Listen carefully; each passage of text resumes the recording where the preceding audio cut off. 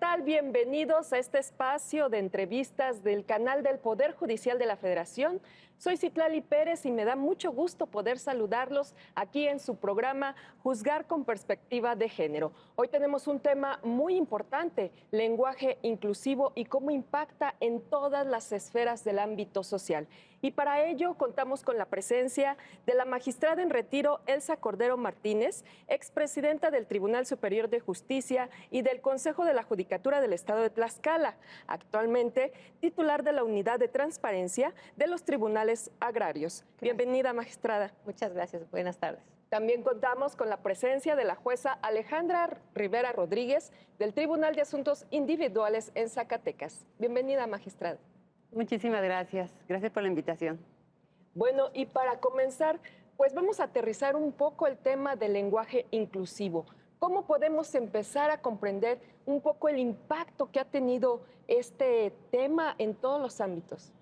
Sí, Citlali, es muy importante. El lenguaje lo vivimos día con día. El lenguaje es una herramienta que nos ayuda a comunicarnos, a expresar nuestras ideas, a tener sensibilización y a tener esa relación que tenemos con nuestros pares. Lo utilizamos día con día, lo utilizamos en nuestras sentencias, lo utilizamos en todo tipo de resoluciones. ¿Cuál es la importancia de que el lenguaje sea inclusivo o incluyente? Pues que visibilicemos a aquellas personas que no lo han estado hasta este momento, y es un quehacer que tenemos como órganos del Estado de hacerlo día con día a través de todas nuestras determinaciones. ¿Cómo ha sido para ustedes este proceso? ¿Cómo ha impactado en sus resoluciones el tener que vislumbrar lo que es el lenguaje incluyente? Ha sido muy importante, es algo que lo tenemos ya como chip, que a veces no nos damos cuenta, no vemos el impacto que tiene, y si no lo detectamos a tiempo, por eso ha habido tanta capacitación, porque necesitamos nosotros como obligación, lo de juzgadores, visibilizar cualquier aspecto, cualquier sesgo y quitar cualquier área que esté afectando de manera indiscriminada, injustificada o peyorativa a cualquiera de las partes. Es un aspecto que debemos ir cuidando durante todo el procedimiento, desde que nos llega, todas las actuaciones, el desahogo de las pruebas y, por supuesto, nuestras determinaciones, cuidar ese lenguaje, aparte de lo sencillo que se nos está pidiendo también que colaboremos en ese aspecto, aparte de eso, visibilizar a todas las personas, porque lo que no se ve, pues no tiene esa representación y no está teniendo esa permeabilidad que necesitamos en el sistema. Nos comentaba una herramienta principalmente para su labor. ¿Cómo es esta herramienta del lenguaje para hacer lo que ustedes hacen como jueces? Qué súper interesante pregunta, porque durante el transcurso, como les comentaba, del trámite del procedimiento, llevamos a cabo desahogo de pruebas, llevamos a cabo entrevistas, desahogamos pruebas testimoniales, y ahí vemos muchas veces cómo se está dando, por ejemplo, yo estoy en un tribunal laboral federal y hay muchos casos de acoso sexual, de bullying, en donde el lenguaje tiene esa trascendencia. Desde el escrito de demanda, ellos nos están diciendo, me están tratando a lo mejor peyorativamente, ahí viene el uso del lenguaje, y vemos durante las actuaciones, al desahogo de los testigos, cómo están tratando de visibilizar aspectos que ellos consideran que eran los correctos y que por eso lo tratan de cierta manera. Nosotros debemos ir tener atención ahí el foquito en ese desahogo de pruebas para que tengamos el cuidado de que no se revictimice a las personas. Debemos de tener el cuidado precisamente de atender qué se le está diciendo, de que no haya estereotipos, de que no estén buscando herir susceptibilidades o tratando de decir es que por su conducta, por cómo la persona se porta, porque no va acorde a lo que yo siento, y eso yo siento que me da el derecho para poder actuar en consecuencia, y es donde yo ya estoy vulnerando de manera indiscriminada, injustificada y violentando a una persona. Ahí tenemos áreas de oportunidad para todos los sectores, que es desde la patronal como para los compañeros, es un aspecto humano y tenemos que tener ese cuidado precisamente para evitar que se siga generando durante todo ese desarrollo de las pruebas, durante ese desahogo y de manera final, cuando emitimos la sentencia, cuidar que no se vaya alguna palabra que genere pues este malestar en las personas. Hay que cuidar, como a ellos les gusta ser llamados, ser identificados, tenemos que vigilarnos, somos una diversidad como personas y así queremos ser tratados. yo quiero que me traten como yo me siento, como lo que yo transmito, y cada persona en su individualidad lo hace de esa manera. En ese sentido debemos respetarlo. Nosotros en las sentencias tener ese cuidado de hablar a las personas como ellos quieren, como ellos se sienten a gusto, como ellos se sienten y son y se manifiestan. Y de esa manera cuidar tanto la claridad como no vulnerar ese otro derecho, sino cuidando siempre ese lenguaje inclusivo con ese aspecto de cuidado que mencionamos. Sin duda, el lenguaje inclusivo se enfrenta a una serie de barreras basadas en prejuicios, ¿no? Que hay que estar rompiendo continuamente. Y en este contexto, ustedes como jueces se están preparando siempre, capacitando. ¿Hacia qué aspectos nos vamos en la capacitación para lenguaje inclusivo?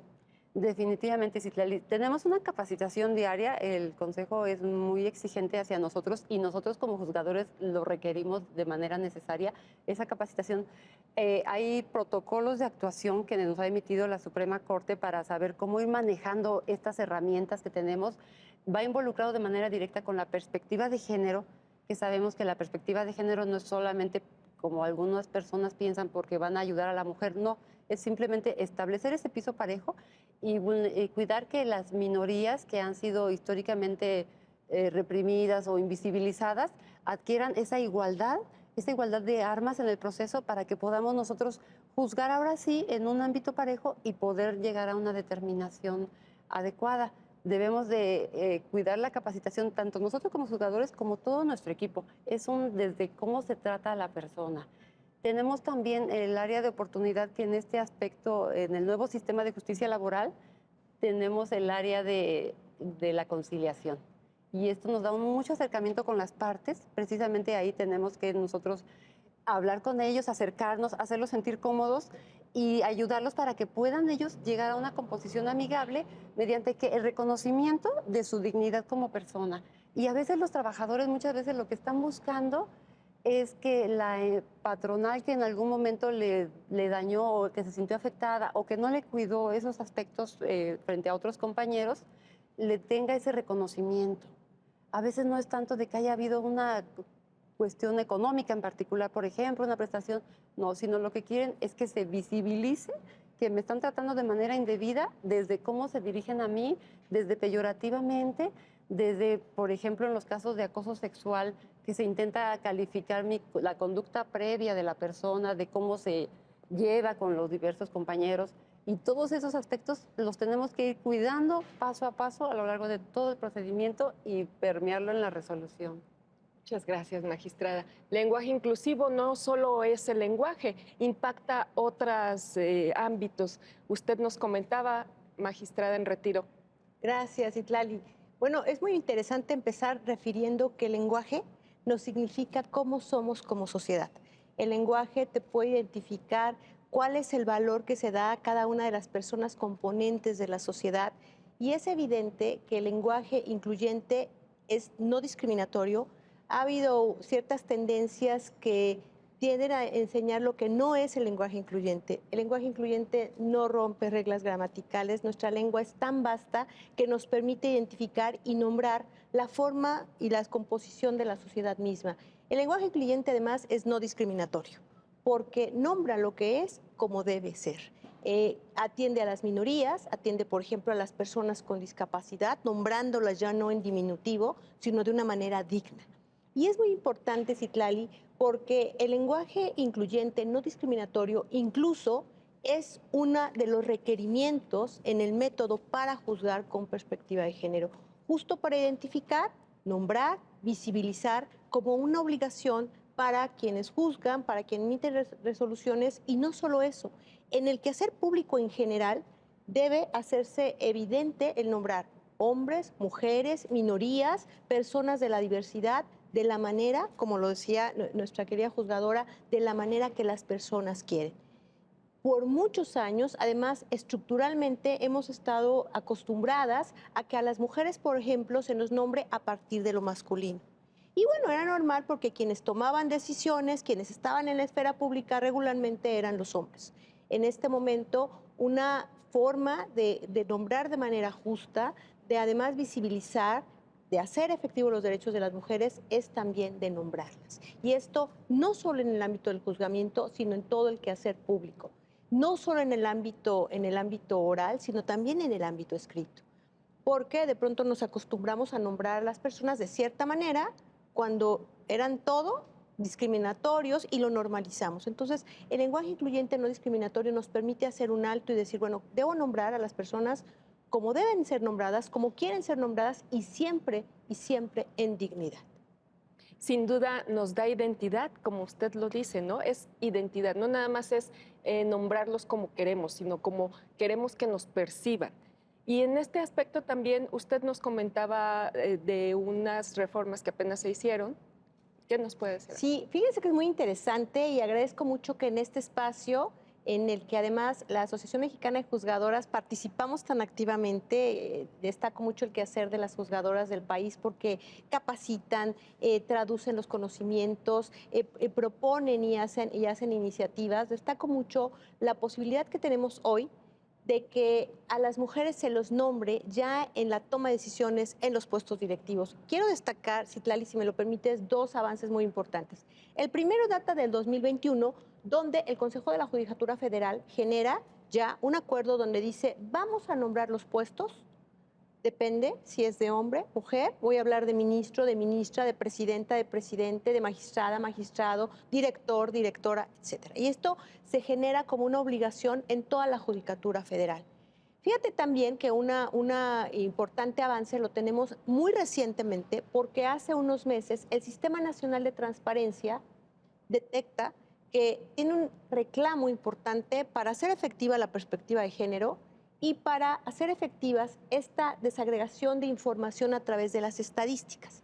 Y entonces genera cambios en los lineamientos que se dan para que todos los sujetos obligados del país, incluyendo los órganos impartidores de justicia, obviamente, se comuniquen a través de estas vías obligatorias donde se difunde la información de manera oficiosa, de manera obligatoria, ya con una perspectiva de género, ya con un lenguaje incluyente, ya con un lenguaje que visibilice y algo muy importante, generando a su vez esta posibilidad de crear datos, de crear información para, evidentemente, desagregar estos datos estadísticos y poder dar pauta a un buscador de género. ¿Por qué es tan importante este avance? Bueno, primero, porque es una manera distinta de nombrar puestos, catálogos, y hoy hablamos de diputadas, candidatas, senadoras, magistradas, directoras, y esto nos permite visibilizar y empoderar también a las mujeres. Porque antes, bueno, cuando oíamos director, pues entrábamos las mujeres y los hombres, las personas que no se identifiquen como tal. Entonces, ahora es muy interesante.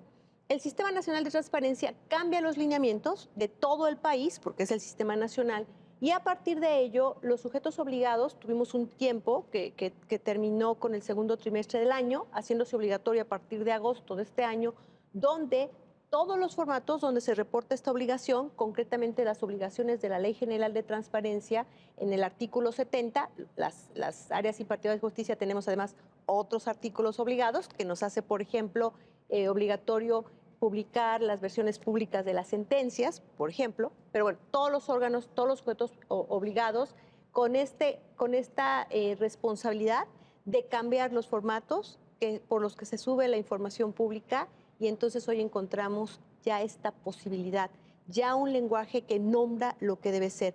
Y esto, Citlali, amiga jueza, es un avance muy importante porque nos permite entonces hacer efectivo este derecho, nos permite hacer efectiva la igualdad, nos permite empoderar a las mujeres, nos permite generar estadísticas de una manera mucho más desagregada, recordando además que la posibilidad de generar datos nos da a su vez la posibilidad de generar políticas públicas distintas. Por eso la importancia de este cambio y reconocer que todos los sujetos obligados del país, o la gran mayoría, asumieron este compromiso, obligados o no, para cambiar la manera en que reportan estos datos. Evidentemente, el buscador de género va a formar una herramienta valiosa de investigación, de información de política pública y evidentemente mejorías en todo lo que significa hacer efectiva la igualdad. Y nos comentaban entonces que estas estadísticas, ¿cómo van a ayudar a hacer efectivos los derechos? Fíjate, Citlali, que Gracias. a nivel internacional nosotros tenemos todavía en las últimas recomendaciones que nos hace CEDAW como Estado mexicano el requerimiento de generar datos estadísticos desagregados. ¿Esto para qué? Justo para evidenciar cómo estamos, porque recuerden que hay una regla que aquello que no se mide, pues no se puede mejorar. Y entonces el permitir tener datos desagregados, de saber, bueno, cómo estamos, cómo están participando las mujeres, dónde están, qué están generando, qué están haciendo, porque además la información pública pues nos permite hacer efectivo un derecho y estas estadísticas nos permiten tomar mejores decisiones, conocer mejor la situación del país, conocer mejor cuál es la situación y la realidad de las mujeres mexicanas. Muy importante es destacar que ha habido muchos avances normativos, en programas, en política pública, pero desafortunadamente los números, la violencia que todavía se genera contra las mujeres, la violencia por razón de género es una realidad abrumadora en el Estado mexicano. Entonces, entre muchos otros esfuerzos y entre muchas otras recomendaciones que nos hacen a nivel internacional al país es crea datos concretos, crea datos específicos y evidentemente la información pública es una herramienta muy valiosa. Recordemos que además el derecho de acceso a la información es justo eso, un derecho, y también desafortunadamente todavía en este derecho tenemos una brecha de género. Las mujeres acceden menos a la tecnología o tienen menos acceso a la tecnología. Las mujeres tienen menos acceso a la información y entonces estos datos nos permiten justo enfrentar esta problemática. Y es muy saludable esta decisión que toma el Sistema Nacional de Transparencia, que evidentemente les digo es una responsabilidad que tenemos a partir de hace un mes, en el último trimestre, todos los órganos que reciben recursos públicos en México, que evidentemente tendrá seguramente resultados muy positivos. ¿Esto se está implementando o ya está vigente? Las normas en el Sistema Nacional de Transparencia cambiaron a partir del segundo trimestre del año 2023. Recuerden que nosotros cada trimestre, todos los órganos, las instituciones que reciben recursos públicos, cada trimestre tenemos que actualizar nuestros portales de transparencia, tenemos que actualizar la información pública que nadie nos tiene que pedir, que tenemos que publicitar. Y los formatos, ya con este cambio, ya con esta perspectiva de género, ya con este lenguaje incluyente, son obligatorios a partir de julio del año 2023. Incluso las primeras denuncias de incumplimiento ante INAI se están recibiendo a partir de agosto y es una reforma nuevecita, una reforma que era necesaria porque es importante impulsarlo desde los sistemas que toman decisión para todo el país y destacar, amigos y amigas, que en este caso el Poder Judicial de la Federación, donde agradecemos mucho la invitación a través de este espacio tan bonito, ya llevaba delantera porque ellos sí ya estaban desde antes nombrando los puestos, nombrando los lugares donde las mujeres toman decisiones de una manera muy puntual a partir del acuerdo de hace 2 años. Pero esto afortunadamente ya impacta en todos los órganos públicos del Estado mexicano y pues nos tiene muy contentas. Fue un reto enorme porque cambiar los formatos, todos los formatos o la mayoría de los formatos con los que se reportaba la información pública, pues imagínense lo que significó, ¿no? Un cambio muy grande, pero muy afortunado para hacer efectiva la igualdad, para utilizar el lenguaje incluyente, no discriminatorio y sobre todo para hacer efectivo el derecho de acceso a la información. Muchas gracias. Jueza, nosotros, usted se desarrolla en el campo laboral. ¿Cómo ha impactado esto, el lenguaje inclusivo, en las sentencias? ¿Cómo ustedes han detectado que va cambiando la forma de la redacción de las sentencias y demás cosas? Sí, muchas gracias por la pregunta. Es súper importante, no solo en las sentencias, sino en todo tipo de determinaciones que emitimos, visibilizar a la mujer, visibilizar a las minorías sexuales porque no han sido tomadas en consideración. Me llamaba la atención lo que mencionaba la querida compañera magistrada de estos cambios de formatos y de que las mujeres tienen menos acceso a ellos. Nosotros lo vemos día con día en asuntos, por ejemplo, llega una trabajadora y no quiere firmar un convenio porque dice que el marido no lo aprueba y el marido está ahí atrás. Entonces todavía hay mucha dependencia, todavía necesitamos mucho apoyo entre nosotras como sociedad, como órganos de Estado, para ir empoderando a todas las mujeres trabajadoras. Ella era la trabajadora, ella era la que sabe lo que necesitaba en ese momento. Entonces nosotros en nuestras determinaciones empezamos como, por ejemplo, se habilita a la persona actuaria de la adscripción, porque tenemos hombres, mujeres o personas no binarias que están desempeñando el cargo. Entonces también a ellos los estamos empoderando, también a ellos estamos dándoles su espacio para que ellos se sientan cómodos en su trabajo y comprendidos. Desde ahí empezamos a manejar oso. Tenemos que decir, ya no utilizamos la apoderada. A veces se utilizaba de manera general el apoderado y no importaba que fuera mujer, sino visibilizamos ese caso, en el caso que ella se está manifestando como mujer, hacerlo sensible desde ahí, desde esa actuación y por supuesto en las sentencias. Tenemos que utilizar vocablos, por ejemplo, los pronombres es mejor para no estar diciendo las profesoras, los profesores, entonces el cuerpo docente y todos esos aspectos que vamos cuidando a lo largo, dependiendo del caso en particular, de cómo podemos irlo visibilizando, empoderando y sobre todo dándole una igualdad de trato que sea cómoda para las personas. Toca un tema muy importante, lo binario, ¿no?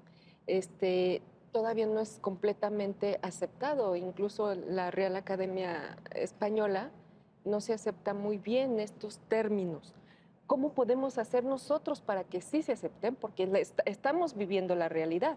Hay personas no binarias que se identifican y tienen su identidad. Entonces, ¿cómo podemos ir impulsando para que se dé en todos los aspectos?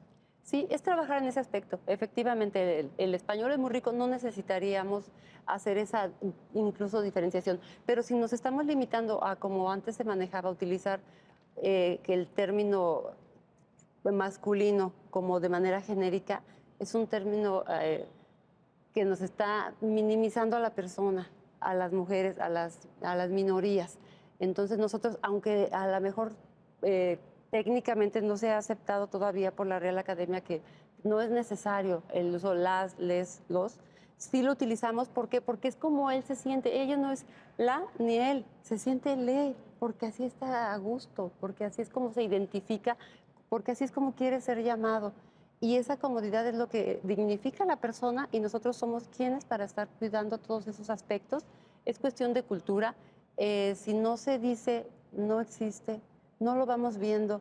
Entonces, a lo mejor ahorita es trabajar un poquito en sociedad. Es un cambio lento porque tenemos generaciones que hemos mantenido de esa manera. Entonces, hay que cambiar ese chip desde nosotros mismos. A veces no nos damos cuenta, vemos programas de televisión, vemos actuaciones y no nos cae el 20 de cómo se está minimizando a esa otra parte. Entonces, ciertamente a lo mejor ahorita es un poquito hay debates al respecto de que si se debe utilizar o no, pero si es la manera como él se siente cómodo y así está pidiendo ser llamado, así es como se le tiene que llamar. Decía yo, para dignificarlo, que es un derecho humano que tenemos que cuidar todos como autoridades y como particulares.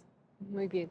Pues tenemos que hacer una pausa, pero tenemos ahorita ya este tema importante, hombres, mujeres, personas no binarias, y en este sentido ahorita regresamos con la magistrada para que nos explique en cuestión estadística cómo se va a manejar este concepto. Ya volvemos.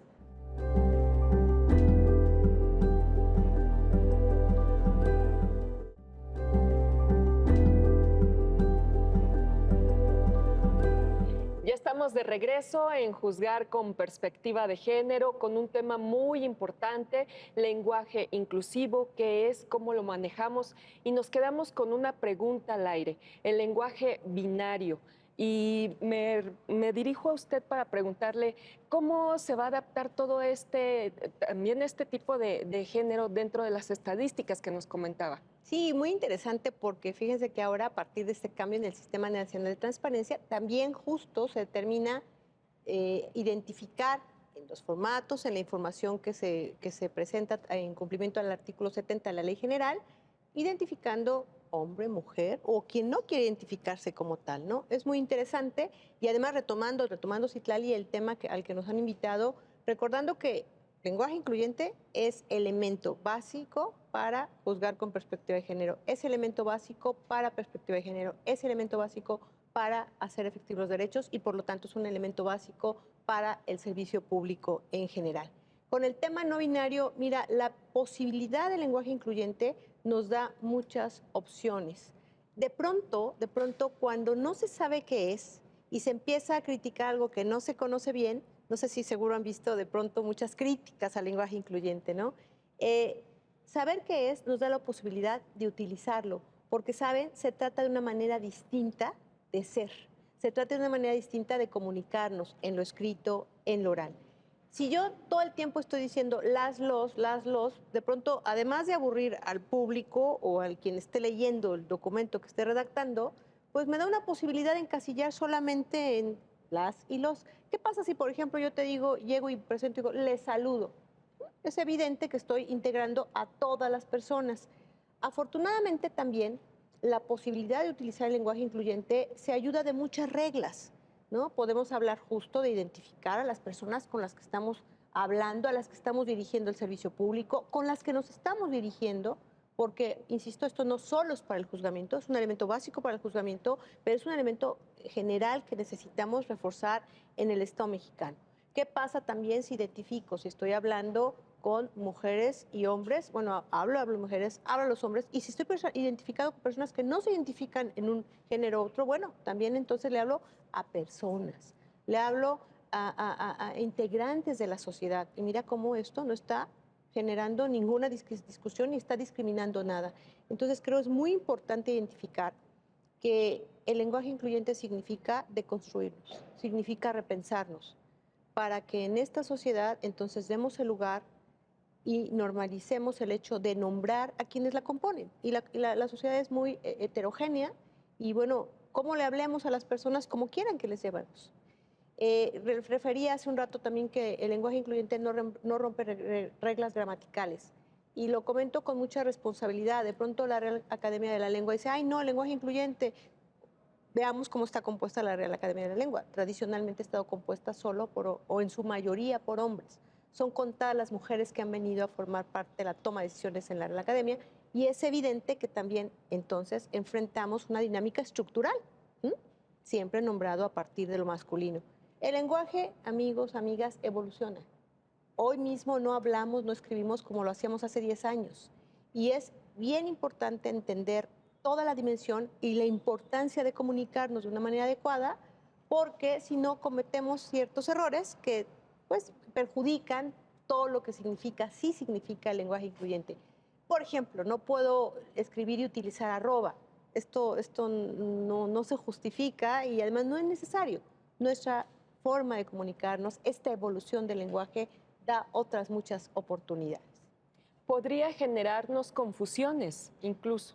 Mira, todo lo que significa un cambio nos genera confusión, ¿no? De hecho, empezar a nombrar, por ejemplo, a las mujeres, empezar a nombrar a los grupos de atención prioritaria o los grupos minoritarios, de pronto nos genera cierta confusión, claro, porque estamos acostumbradas a hacer las cosas diferentes. ¿Qué oportunidad tenemos en este momento desde el servicio público, desde la Administración de Justicia, de dignificar a las personas, de nombrarlas, de hacer efectivos sus derechos? Y cómo nos comunicamos es una manera de hacerlo, de difundir la información pública de una manera que sea incluyente y no discriminatoria, es una manera de hacer efectivos los derechos. De ahí la importancia. Comentaba que hay algo muy importante, es definir qué es el lenguaje inclusivo. Y para esto, pues tenemos muchas opciones, ¿no? Muchas opciones. Que no tienen que ver con la gramática, obviamente. Entonces, ¿nos podría profundizar un poquito más? ¿Cómo podemos definir qué es el lenguaje inclusivo? Sí, el lenguaje inclusivo es una forma de comunicación que integra la diversidad de la sociedad, que hace efectivos los derechos, que visibiliza y que nombra a las personas como son, a los grupos minoritarios y a toda la composición social.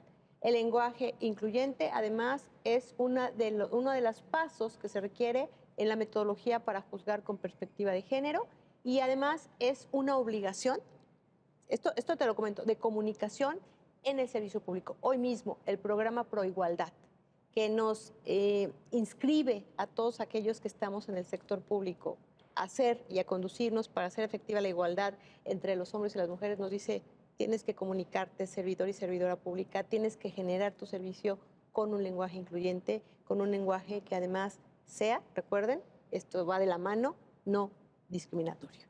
Mira cuántas veces hablábamos de las personas, por ejemplo, que tienen una estadía irregular en el país como ilegales. Y así nos comunicábamos, oye, ilegales, hagamos un alto. O a las personas con discapacidad nos nombraban como en diminutivo, como si al decirte en diminutivo ya, no, ya fuera digno. No, espérame, las personas con discapacidad somos personas con discapacidad. Punto. En las variaciones, niños, niñas, adolescentes. Esto, amigos y amigas, también es lenguaje incluyente.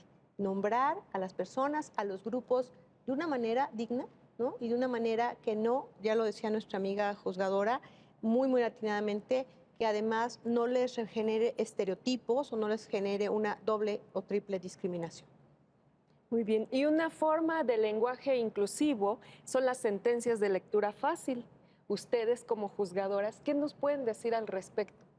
Ciertamente, es uno de los objetivos de nuestra tarea, que las sentencias van dirigidas a las personas que acuden ante nosotros.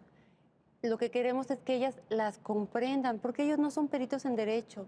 Tenemos incluso en un tribunal laboral que pensaríamos que no atendemos asuntos de personas menores de edad por la naturaleza de la función, pero sí los tenemos porque llevamos también asuntos de beneficiarios. Entonces acuden niños, niñas, adolescentes que perdieron a sus padres y que están tratando de conseguir una pensión, la devolución de los fondos.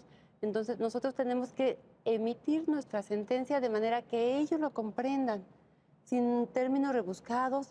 Siempre hay la manera, sobre todo quitando esos anglosajismos que teníamos, latinismos, y que a veces ni se le da una lectura correcta como es. Evitarlos en lo posible, siempre se puede utilizar la traducción y además con un acercamiento. No, tampoco necesitamos miles de hojas. Entre más concreto sea y más claro, es más acercarnos a ellos. Darles la palabra, escucharlos y dirigir las sentencias para que ellos lo comprendan y sepan qué fue lo que pasó. Ah, bueno, hubo tantas semanas que sí se trabajó y eso me da derecho a que yo tenga una pensión para que me cuide ahora, aún después de su fallecimiento, y todo esto lo puedan ellos lograr de una manera sin necesidad de traducción, porque estamos en un sistema que hablamos español y estamos impartiendo justicia a las personas. Necesitamos que ellos la comprendan y tengan esa confianza de acercarse a nosotros y preguntarnos. Nosotros en las audiencias, afortunadamente el sistema es oral, eso da una agilidad tremenda. Nosotros les preguntamos a ellos, ¿quieres manifestar algo? ¿Tienes alguna duda? Se te van a hacer ciertas preguntas y si tú no las escuchas y no te queda claro, por favor dilo, te lo podemos aclarar, explicar de nuevo. Toda esa mecánica nos lleva a que durante el desarrollo y después en nuestra sentencia siempre utilicemos ese lenguaje claro, concreto, sencillo, acercable y que la gente lo pueda entender. Sí, pero incluso también estaba ahorita pensando que las sentencias no nada más son para personas, solemos pensar que para personas adultas, ¿no? O que tengan algún conocimiento de derecho y no, también muchas veces incluyen a niños. Y ahí es donde empezamos a hablar de hacerlos entender qué están haciendo ustedes por ellos, ¿no? En algún momento dado. ¿A usted le ha tocado alguna sentencia así que tenga que ver con niños y explicarles? Me ha tocado mucho porque por los asuntos de beneficiarios que mencionaba, desafortunadamente pues hay muchos casos de fallecimientos en situaciones trágicas para los padres, acuden los niños y a veces aparecen dos familias o más, los niños se enteran, tenemos que darles esa protección, tenemos que escucharlos, porque ellos son quienes tienen esa necesidad, quienes quieren creer en el sistema y también a veces las partes nos los ofrecen como testigos. En ciertos asuntos, ahí tenemos que cuidar ese otro aspecto de no revictimizarlos, de llamarlos y escucharlos cuando sea necesaria esa opinión para poder decidir algo que les va a afectar, pero siempre cuidando el espacio, el cómo te diriges a ellos, el tratar de que haya esa comprensión. Si para una persona adulta acudir a una audiencia a veces es complicado, se ponen nerviosos, no saben qué hacer, pues para un niño, niña, adolescente es mucho más. Entonces nosotros empezamos desde cómo se les nombra, ¿verdad? Porque antes se decía el menor fulano y no es el menor, porque eso ya no está hablando menor en comparación de que hay un mayor, ¿por qué? Entonces hay que aclarar el niño, la niña, el adolescente, la infancia, quién está acudiendo a nosotros, hacia quién va dirigido y cómo lo vamos a tratar y cómo nos vamos a dirigir hacia él. Y entonces ya tenemos otra categoría, magistrada. Tenemos hombres, mujeres no binarios, niños, adultos mayores, y todo eso está dentro del lenguaje inclusivo. Así es, Itlali, así es. Además, retomando lo que dice nuestra amiga juzgadora, recordemos también que el uso del lenguaje incluyente como herramienta para juzgar con perspectiva de género no escapa al hecho de administrar con perspectiva de género y a legislar con perspectiva de género. Ha sido muy afortunado si ustedes pueden mirar las últimas leyes creadas por los órganos legislativos locales, nacionales. Ya la ley viene creada con lenguaje incluyente y esto es muy afortunado. Ya la legislación, la que sea, de la legislación reciente, viene con esta incorporación de identificar, bueno, a quién va dirigida la ley e integrar esta composición heterogénea. Y ahí también tenemos un reto bien interesante, porque a nivel legislativo, pues hay muchas leyes que fueron creadas en otro tiempo que sí ameritarán esta actualización. Por eso, la verdad es que es muy recomendable lo que hizo el Sistema Nacional de Transparencia, porque esto indirecta y directamente va a impactar para que se reformen catálogos, manuales, legislaciones, no solamente los formatos con los que se allega la información pública. Y esta posibilidad de ya nombrar, lo decía nuestra querida juzgadora, ¿no? Por ejemplo, mucho tiempo dijimos los menores. Y nos acostumbramos e identificábamos a las personas que tenían menos de 18 años. Mira, qué digno se oye hablar de niños, niñas, adolescentes, y entonces damos una dinámica distinta, comprendemos distinto. Saben, el lenguaje incluyente también amerita práctica, porque no sé si les ocurre o les pasó al principio, cuando esta herramienta se empezaba a utilizar, se empezaba a reforzar, de pronto nos costaba trabajo, ¿no? Porque siempre nos acostumbramos a identificar a todo a partir de lo masculino.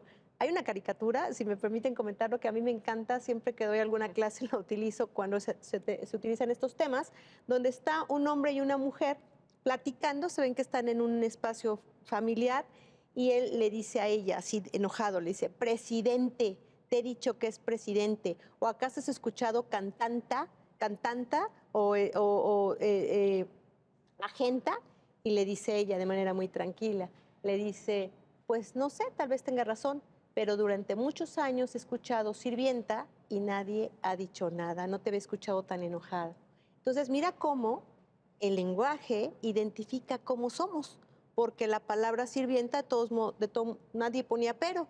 Pero cuando empezamos a utilizar presidenta dijeron, no, espérame, es la presidente, no, es la presidenta con A, es la magistrada con A, es la secretaria con A, es la ingeniera con A.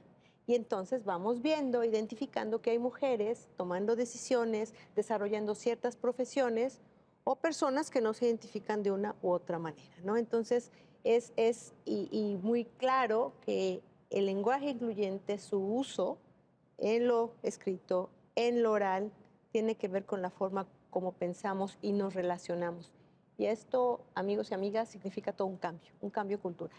Es como hasta generacional, ¿no? Porque, por ejemplo, a nosotros nos cuesta trabajo y estamos en la época del cambio, de hacer visibles los derechos de las personas que están exigiendo que se vean sus derechos, pero cuesta trabajo poner directora, sí cuesta mucho trabajo, pero es como un chip que tenemos que cambiar y que afortunadamente está cambiando, salvo su opinión, está cambiando y eso pues da mucho gusto, ¿no?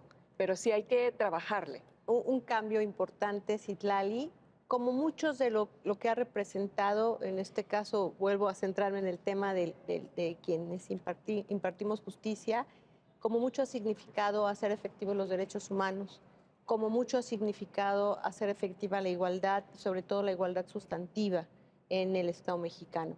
Son cambios trascendentales porque rompen una manera de ser, visibilizamos estereotipos, los hacemos a un lado, que esto además es un encargo de la perspectiva de género, y los hacemos a un lado. Pero ¿cuánto nos cuesta identificar eso que habíamos normalizado, identificar eso que siempre habíamos visto como, bueno, es que siempre ha pasado esto, ¿no? Y entonces incluso en las reglas procesales, en la manera de comunicación, en la manera de legislar, lo veíamos normal. es muy afortunado y será más afortunado que estos cambios pronto puedan significar una realidad en el acceso efectivo de los derechos de las personas del país, de las mujeres, de las minorías, porque bueno, además es un reclamo y es un deber de quienes estamos en el sector público.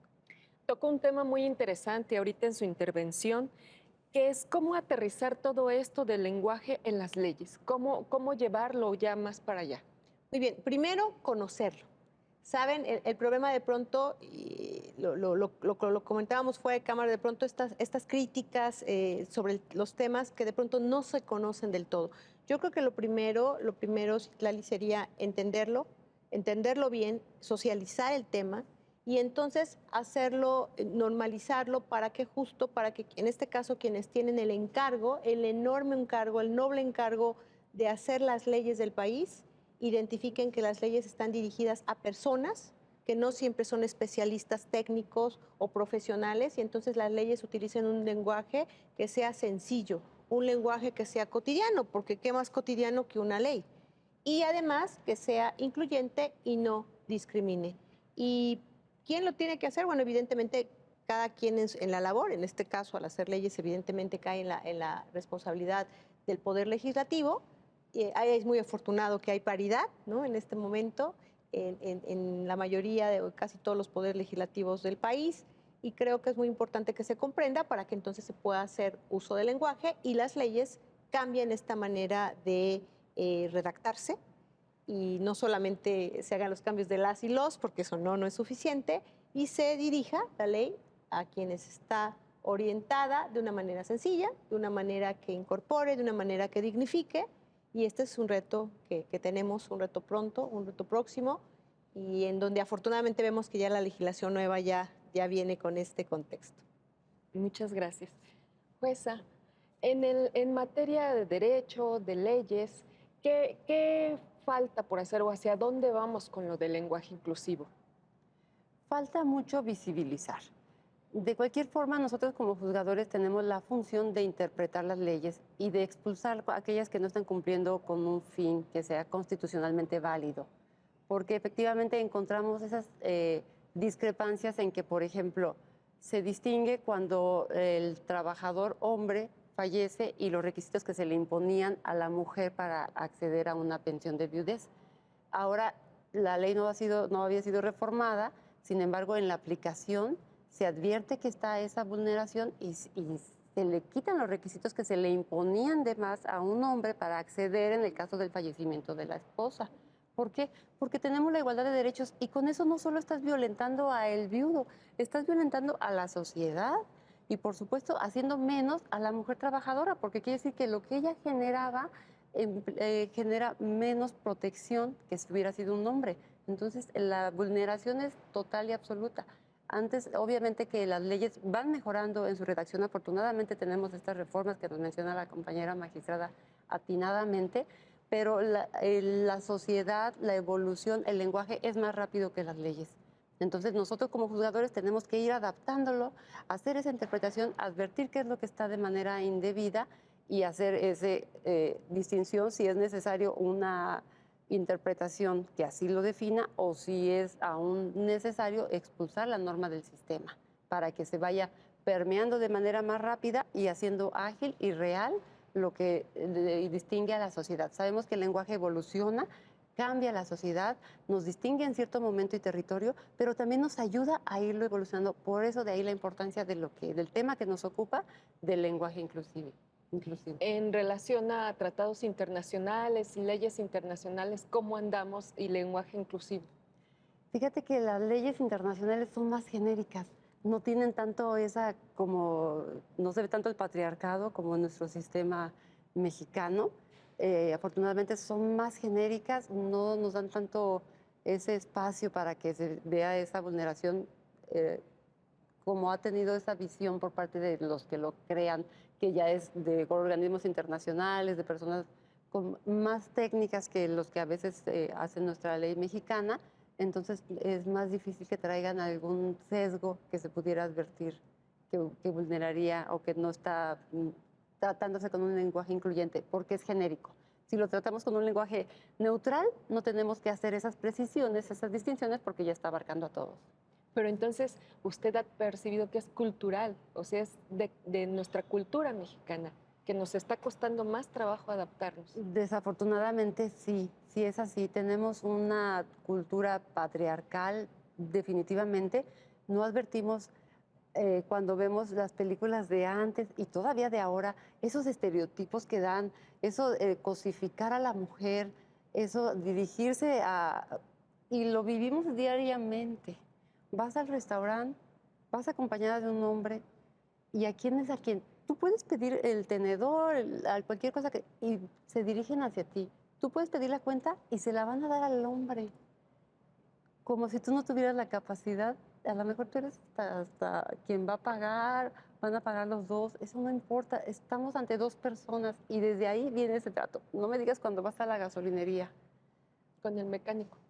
con el mecánico. O sea, hay veces que Con el nosotros mecánico. como mujeres necesitamos que esté un hombre acompañándonos para que nos hagan caso. Entonces, ciertamente estamos en una sociedad con esos sesgos muy marcados y de ahí que tenemos que hacer esa lucha más visible para que vayamos avanzando de manera más rápida y apoyándonos y sororizándonos nosotras mismas para que se pueda avanzar no solo como mujeres, sino con esas minorías que están históricamente minimizadas, darnos ese apoyo y si no lo advertimos, no lo podemos corregir.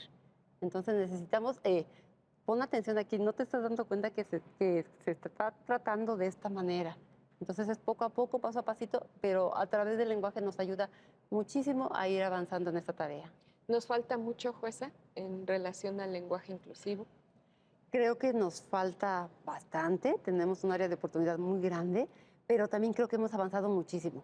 Hay mucha resistencia todavía y luego hay estos estereotipos que mencionábamos, estas conductas de como aparentemente dicen, sí, ya los consideramos y todo, pero en los hechos no. Entonces sí nos falta mucho, pero sí también llevamos un paso firme, una voz fuerte, creo que nos estamos haciendo escuchar todos de manera pues de sacar adelante, por eso hay que nombrarlos, por eso hay que decirlos para que los visibilicemos y pongamos atención. Y también no solamente como una sola, se viola el derecho de la mujer, no, no es de la mujer, es de las mujeres, es de las minorías, es de las personas que están en una situación diferente. Hablaba hace rato de cómo mencionábamos a las personas que están indocumentadas. Eso no es correcto. Desde ahí estamos lesionando sus derechos. Es personas que están en una situación de tránsito, ¿verdad? Entonces la persona tiene toda su dignidad, todos sus derechos y lo que está en desventaja son esas situaciones que nosotros se la vamos poniendo como sociedad. Entonces ir avanzando en eso sí nos falta, pero sí vamos a paso firme. Bueno, en primera ya nos dimos cuenta que ellos no cometen un acto ilegal como para decirles ilegales, ¿verdad? Entonces, pues de ahí ya empezamos a cambiar nuestra idea y a cambiar nuestro chip de dirigirnos hacia un lenguaje más incluyente. Magistrada, áreas de oportunidad, ¿hacia dónde vamos? ¿Hacia dónde nos dirigimos? ¿Cuánto nos falta? Muchas áreas de oportunidad y retomo el tema que referías. ¿Cómo nos comunicamos? Y siempre dijimos ilegales y lo mencionábamos como algo normal, ¿no? En nuestro decir diario. Áreas de oportunidad, Citlali, muchas. Y la verdad yo festejo estos espacios que además en las que nos permiten a la Asociación Mexicana de Juzgadoras comunicarnos, platicarles que juntas estamos trabajando para capacitarnos, que la información llegue no solo a las integrantes del Poder Judicial de la Federación, sino de todos los poderes judiciales del país, de los distintos órganos impartidores de justicia, como en mi caso los tribunales agrarios, los tribunales administrativos y fiscales administrativos, y donde, ¿qué tenemos que generar? Bueno, primero, festejar sí los logros, que han sido muchos, pero no son suficientes. Segundo, festejar el compromiso que tienen los órganos impartidores de justicia del país, federales, locales, en torno a hacer efectiva la perspectiva de género, hacer efectiva la igualdad sustantiva, y en estos dos conceptos viene evidentemente inmiscuido el tema del lenguaje incluyente. Áreas de oportunidad, la posibilidad de construirnos y reconstruirnos desde nuestra función, desde nuestra parte personal, ¿no? en mi familia, en mi trabajo, en mi comunidad, empezar a identificar que lo que nombramos, que lo que visibilizamos, lo que decimos, tiene que hacerse siempre con dignidad. Creo que esto nos da una oportunidad muy grande para cambiar como sociedad, para evolucionar y concretamente en los temas de impartición de justicia, empezar a hacer efectiva la igualdad sustantiva y el acceso a la justicia, que es un derecho de las personas.